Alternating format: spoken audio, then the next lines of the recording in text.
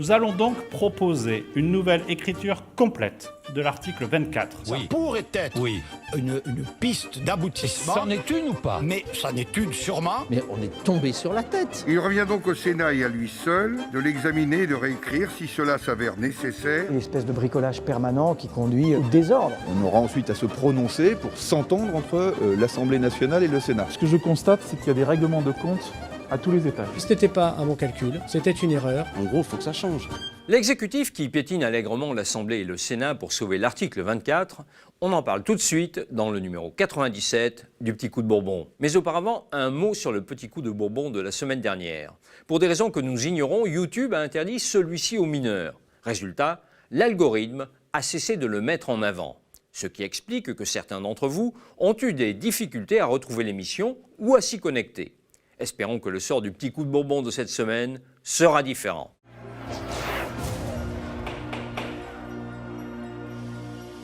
La semaine qui vient de s'écouler restera comme une des plus folles de la vie parlementaire.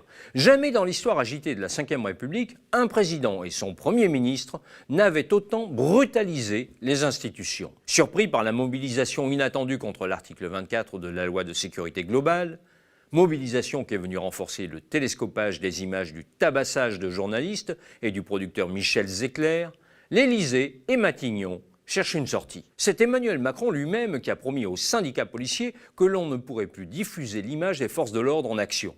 Prisonnier de cet engagement, le pouvoir ne veut pas retirer le texte. Alors, il s'invente des solutions. Des solutions qui remettent de l'huile sur le feu plutôt que de l'éteindre. Voilà que l'article 24 pourrait migrer vers un autre texte législatif, en l'occurrence le projet de loi confortant les principes républicains que doit examiner le Conseil des ministres le 9 décembre. Écoutez la réponse de Jean Castex hier matin au micro de Jean-Jacques Bourdin. On aurait pu glisser cet article 24 dans ce projet de loi. Mais dans le cadre de l'article 25 de ce projet de loi, qui est proche, qui est voisin. Qui, je vous le concède, n'est pas très éloigné. Ça pourrait être une piste d'aboutissement. C'en est une ou pas? Mais ça n'est une sûrement. Qu'y a-t-il donc dans cet article 25 ? Du moins, dans la mouture qui circule actuellement. Le fait de révéler, diffuser ou transmettre, par quelque moyen que ce soit, des informations relatives à la vie privée, familiale ou professionnelle d'une personne, permettant de l'identifier ou de la localiser, dans le but de l'exposer, elle ou les membres de sa famille, à un risque immédiat d'atteinte à la vie ou à l'intégrité physique ou psychique ou aux biens, est puni de 3 ans d'emprisonnement et de 45 000 € d'amende. Lorsque les faits sont commis au préjudice d'une personne dépositaire de l'autorité publique ou chargée d'une mission de service public, les peines sont portées à 5 ans d'emprisonnement et 75 000 € d'amende. Cet article a été rajouté après l'assassinat du professeur Samuel Paty à Conflans. Certes, l'article 25 de la loi confortant les principes républicains ne modifie pas la loi de 1881 sur la presse. Mais il reste dangereux pour la liberté d'informer, car tout policier pourra utiliser ce texte pour s'opposer à la capture de son image ou exiger réparation après que celle-ci a été diffusée. Mais pour l'instant, l'article 24 fait encore partie de la loi sur la sécurité globale. Officiellement, la majorité travaille sur une nouvelle rédaction. L'affaire commence jeudi de la semaine dernière. Jean Castex annonce la création d'une commission indépendante chargée de proposer une nouvelle écriture de l'article 24. Député depuis 1993, Charles de Courson est encore abasourdi par cette initiative. On a négocié avec les membres de la majorité un brillant article 24 qui était ni fait ni à faire, qui est liberticide, qui s'attaque à la liberté d'expression. À peine il est voté, avec bien du mal, parce qu'il y a eu, y compris dans la majorité, des abstentions et des votes contre, qu'on explique qu'on va demander au président de la Commission nationale des droits de l'homme de faire un nouveau texte. Mais on est tombé sur la tête. Le tollé est général. Configuration inédite sous la Ve République, le président de l'Assemblée Richard Ferrand, le président du groupe de La République En Marche Christophe Castaner et le ministre des Relations avec le Parlement Marc Fesneau protestent. Ce n'est pas à une commission Théodule d'écrire la loi. Nouveau revirement le lundi. Emmanuel Macron convoque les 3 présidents des groupes de la majorité présidentielle, Christophe Castaner pour La République En Marche, Patrick Mignola pour le MoDem et Olivier Becht du groupe Agir. Dans l'après-midi, les 3 chefs tiennent une conférence de presse. Nous allons donc proposer une nouvelle écriture complète de l'article 24. qui devra répondre au double objectif fixé. Cette nouvelle rédaction sera conduite dans le cadre d'un travail collectif aux 3 groupes de la majorité. Force est de constater qu'aujourd'hui, le choix légistique que nous avons fait a laissé s'installer un trouble, si ce n'est même la conviction parmi la population que le droit d'informer, que le droit à l'information, que l'exercice même du contrôle légitime des actions de police était menacé. L'opposition, elle, est consternée. On en a vu des choses, et on a été nous aussi dans la majorité. Mais de voir un article qui va être réécrit par une commission d'abord indépendante, puis ensuite une commission simplement composée de 3 députés dont le président de groupe de la majorité, c'est insensé, c'est l'irrespect du Parlement, c'est l'amateurisme à tous les étages. Il y a quelques jours, le Premier ministre proposait une commission de réécriture de l'article 24. Il s'est fait quand même un peu souffler dans les bronches par ses propres troupes. Là, c'est la majorité, la majorité de l'Assemblée nationale, alors que l'article est au Sénat, qui propose de le suspendre, de le réécrire. Bon, vous voyez l'espèce de bricolage permanent qui conduit au désordre. Boris Vallaud vient de le rappeler, la proposition de loi est désormais entre les mains du Sénat.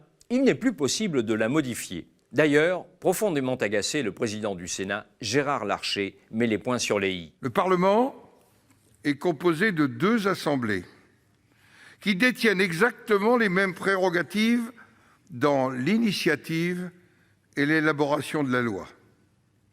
L'Assemblée nationale ne pouvant statuer définitivement qu'après échec éventuel de la commission mixte paritaire et une nouvelle lecture dans chaque assemblée.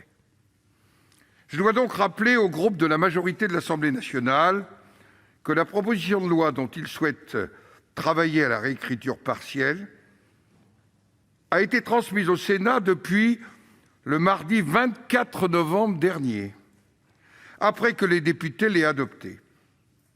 Il revient donc au Sénat et à lui seul de l'examiner et de réécrire, si cela s'avère nécessaire, une ou plusieurs de ces dispositions. Après l'examen du texte par le Sénat, il reviendra alors au gouvernement de convoquer une commission mixte paritaire ou de décider la poursuite de la navette en prévoyant une 2e lecture dans chaque assemblée, ce qui ne me paraît jamais inutile pour des textes complexes. Au même moment, à l'Assemblée, Patrick Mignola, le président du groupe MoDem, s'exprime devant les caméras. Il faut que le Sénat écrive sa propre version du texte, et j'ai entendu ce week-end Philippe Bas expliquer qu'il allait faire une version plus solide. On aura ensuite à se prononcer pour s'entendre entre l'Assemblée nationale et le Sénat. Et donc on va faire notre version aussi. Par rapport à d'habitude, au lieu d'attendre que le Sénat se soit prononcé, on a décidé d'écrire tout de suite notre version Assemblée nationale. Si elles peuvent converger, ces 2 versions, ce sera très bien. Mais c'est important que nous respections l'indépendance des sénateurs sur la réécriture de la loi, et que les sénateurs respectent notre indépendance sur la réécriture de cette même loi. En clair, le patron des députés MoDem indique aux sénateurs que l'Assemblée fera comme elle l'entend, c'est-à-dire comme l'Élysée l'exige. Mais derrière cette crise institutionnelle, il y a aussi quelques rancunes tenaces. Ce que je constate, c'est qu'il y a des règlements de compte à tous les étages. Il y a des règlements de compte entre le Premier ministre et le ministre de l'Intérieur. Il y a des règlements de compte entre le ministre de l'Intérieur actuel et le ministre de l'Intérieur précédent. Damien Abad fait référence aux propos tenus lundi soir par Gérald Darmanin devant la commission des lois de l'Assemblée nationale. D'abord, il y a une erreur fondamentale que nous avons commise au ministère de l'Intérieur. C'est le peu de formation que nous offrons à nos policiers. Raccourcir la formation initiale, c'est-à-dire la formation quand on embauche un policier, n'était pas une bonne mesure. J'ai parfois entendu l'opposition le dire, c'est une vérité. Parfois, elle se heurte à des réalités. On veut à la fois plus de policiers rapidement, et effectivement, si on veut des policiers rapidement, il faut parfois raccourcir leur formation pour qu'ils soient plus rapidement sur la voie publique.